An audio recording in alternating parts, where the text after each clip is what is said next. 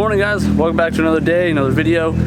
If you guys watched yesterday's video, we had got started on this Prelude finally, this big turbo, ultimate big turbo 8 swap, and I built the custom front bumper bar and got the intercooler pretty much mounted today. I'm gonna go ahead and make those bottom tabs. I was gonna do it last night when I ended the other video, but I was tired. So today's objective is to finish mounting the intercooler, aka just doing those bottom tabs really easy, and then starting on the intercooler pipe. I can do pretty much the full cold side, but the hot side has to wait because I had to have the guy, the owner of the car, order a 2.5 to 3 inch fitting because he's using 3 inch intercooler pipe, turbo compressor side is 2.5 inch. So we'll at least get that stuff started, and then we were gonna try and build a full exhaust for that. Not gonna happen now with the way this turbo is sitting because it's a top mount manifold, and you know, I'm gonna run up to the post office. We got a package, and I'll kind of explain to you guys when we get back.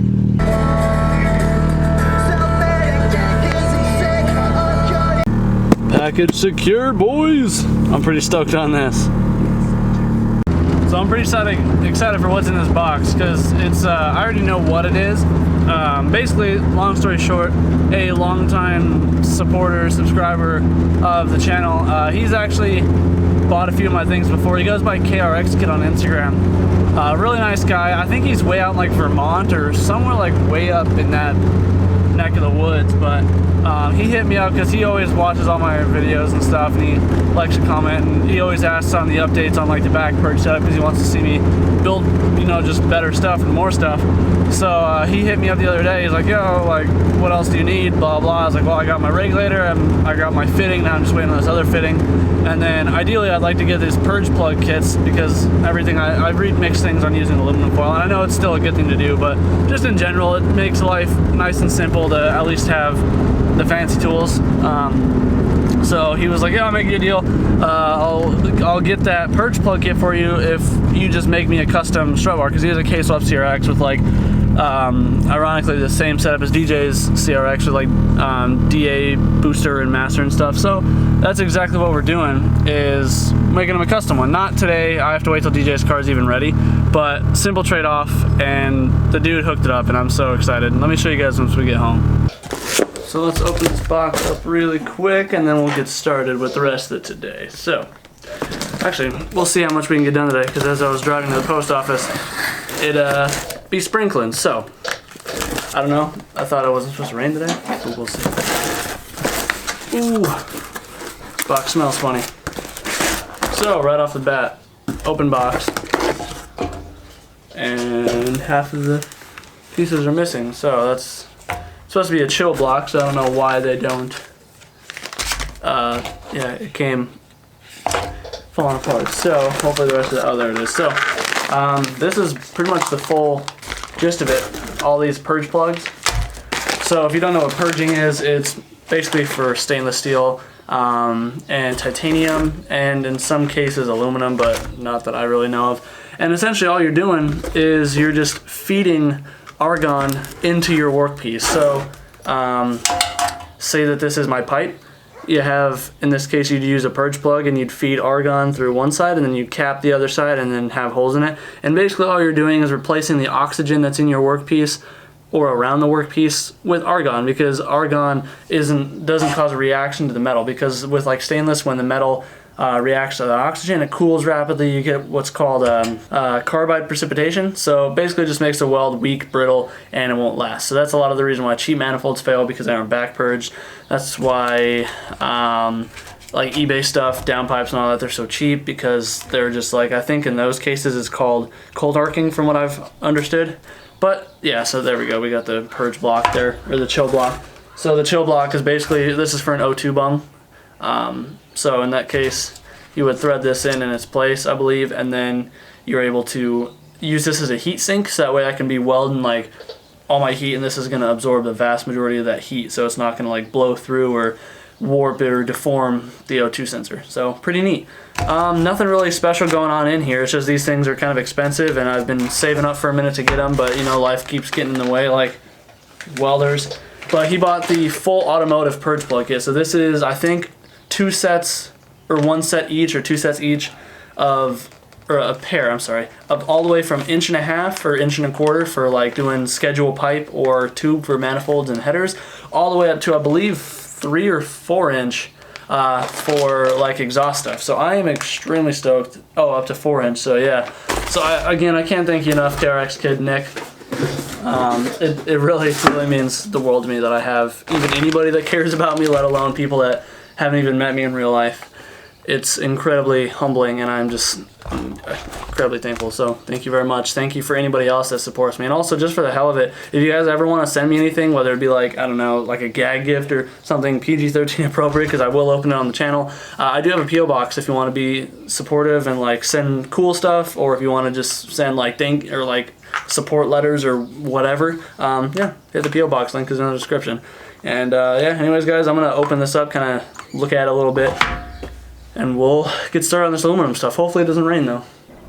Okay, like I said, we got the top brackets already made last night. Gonna go ahead and make the bottom one so we can level it out so it doesn't flop like that. But I also gotta end up hooking up the power steering setup. I'm just waiting on them to ship out the bracket for me. So we got quite a mess here, so I'm gonna go ahead and clean this up. You already know the boys went up super clean, hooked this up, so we got plenty of super clean to get this job done. I'm just cleaning up my work area a little bit because I don't want to be playing around in all this grease and crap and all the dirt, and I don't like messy cars. I mean, my cars aren't super clean like in terms of like show spec, but physically for the most part they're pretty clean, like not a whole lot of dirt on them. So we're gonna clean this up and then get to work.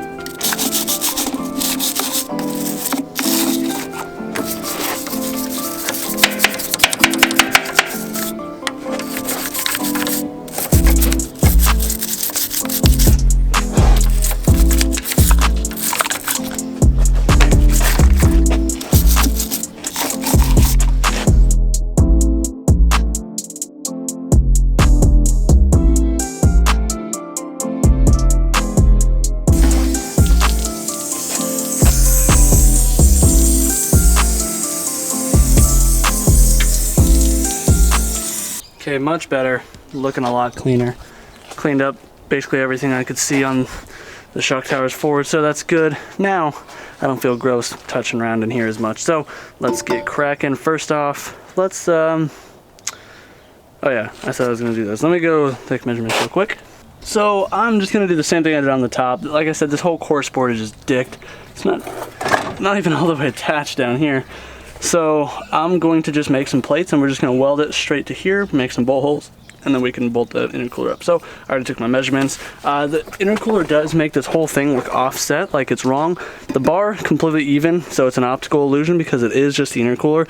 I did have to scoot it more this way because I needed room for the big old coupler here to come up right here, you know. So for those of you that may comment and say, oh, it's off uneven, like, yes, I know the intercooler's uneven for the most part. It's almost totally centered in the bar, but it's more that way a little bit. So there's a little bit more gap here, I'm sorry, here than here, but don't worry, it's fine. That's how it needs to be because I need room for the coupler.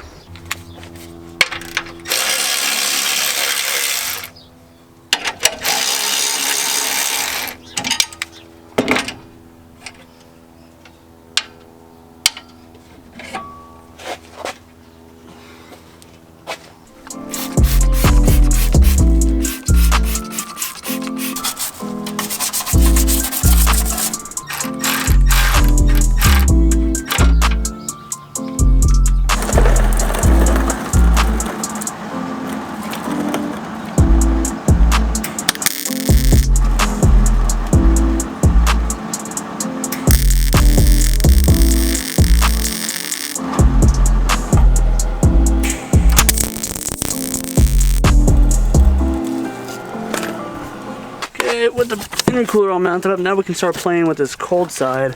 It's going to be really simple. I'm going to just try and hug it in as close to the course board as I can. So probably just straight coupler. I don't know what couplers they have in here.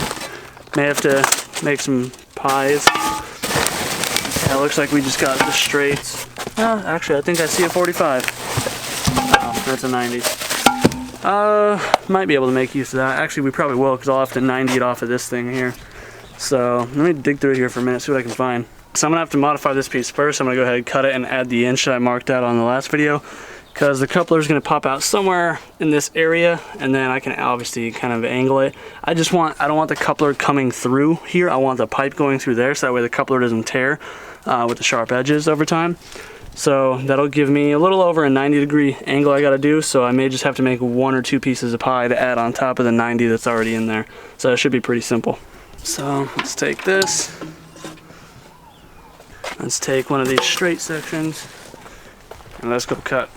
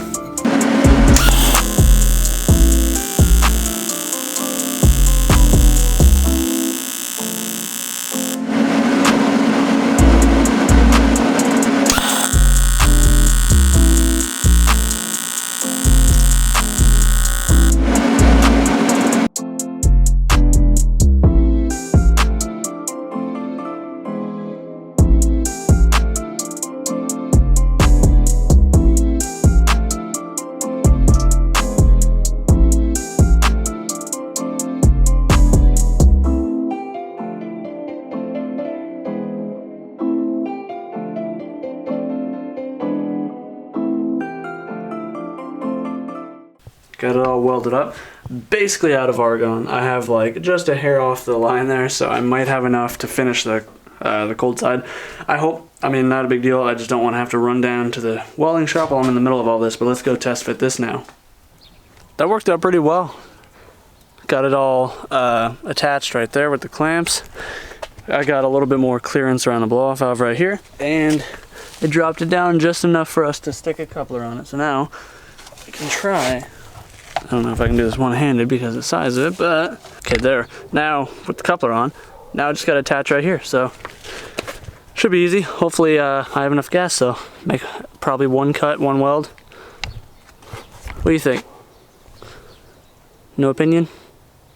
Looks like we got lucky.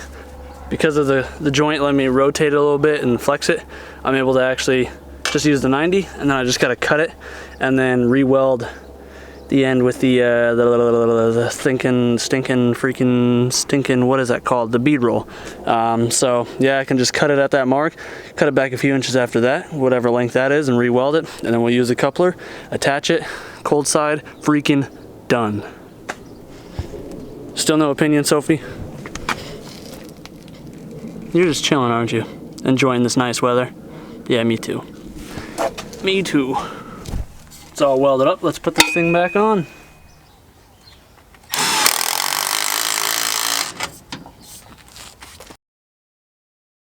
It's all bolted up.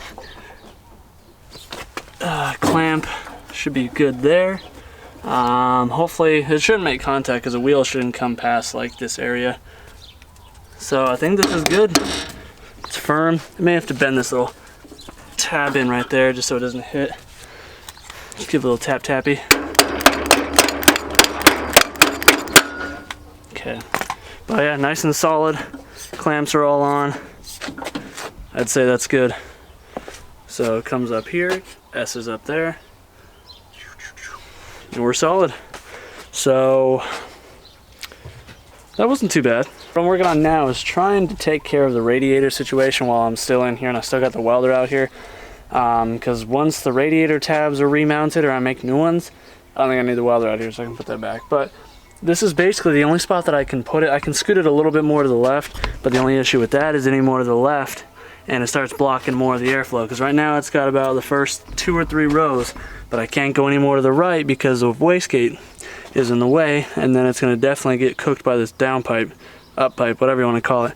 So basically I have to leave it as is and then angle this side slightly up, so I'm going to have to hammer or trim just right there for the corner of that so I can kick it back, kind of tuck it evenly against it, or as close to as against it as I can, so that way I can have room, just enough room to get the hose and the clamp on down there on the lower hose part.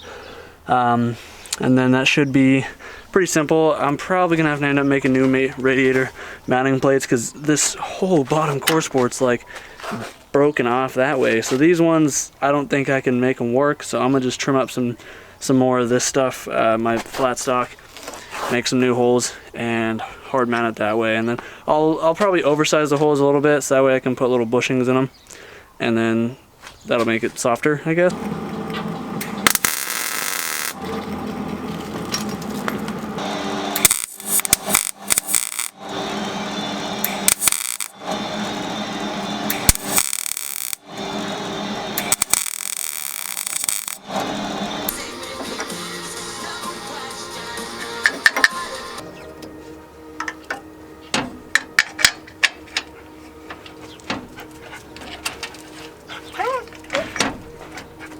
Okay, the radiator's mounted. There's really no nice way to do this with how little room there is, but I made it work. So I made my own little tab here. It's very, very solid. And then from down beneath, we got 2 points down here that I modified to make work. Come on, get some light in there. Yeah, so I just modified or cut off the factory thingies and then just welded them to more flat stock and welded that to the core support because, again, core support's mangled, so not much else way to do it, but it's there. Hopefully it gets enough airflow. I mean, worst comes to worst, I'll have to duct it because of everything going on up here, but should be pretty good. So it ain't gonna go anywhere. We still have access down there to get the radiator hose on. So that knocks that off the list.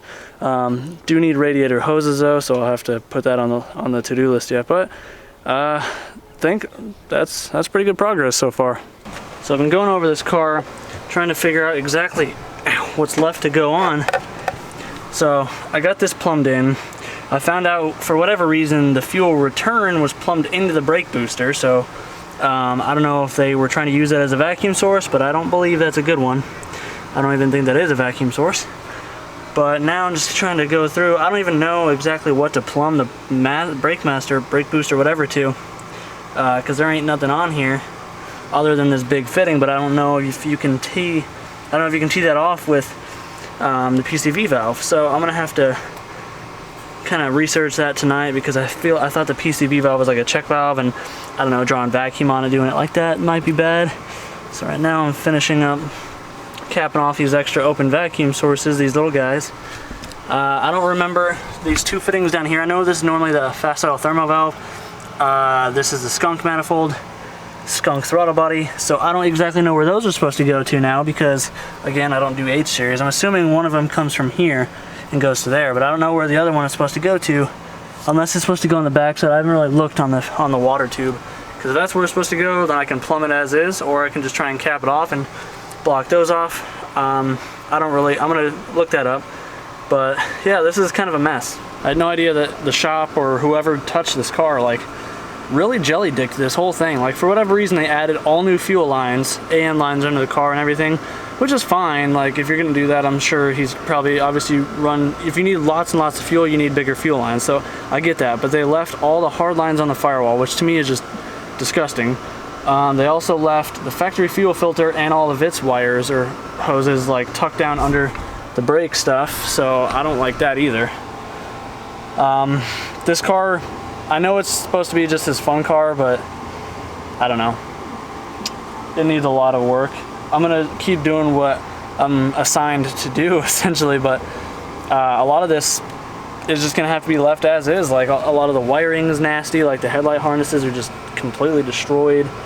Freaking factory fuel filter and stuff all tucked down in here, but I guess that's just not my stuff to deal with. Just trying to get this thing running for him. But if it was my car, I would remove all that stuff like factory, and well, not remove it like factory, but, you know, make it look clean and just get rid of what's not needed. But whatever. Anyways, guys, I'm gonna end this video off here. Next video we'll get to wiring in those gauges, show you guys how to do that, and we'll just tidy it up a little bit more. I'm gonna keep kind of going through and looking at making my list on things I need to address in here, and make a parts list for stuff that I still need. So if you enjoyed the video, please be sure to let me know in the comments down below. If you're new to the channel, hopefully you have considered subscribing, And if you want to support the channel, please, by all means, hit up the Patreon, sign up for that. I'll be doing giveaways once we get enough people in there. I also have merch in the Big Cartel, ChrisSadowski.BigCartel.com, if you want to help me out. And yeah, anyways, guys, leave a like, do what you love, think about the rest. We'll see you in the next one. Peace out.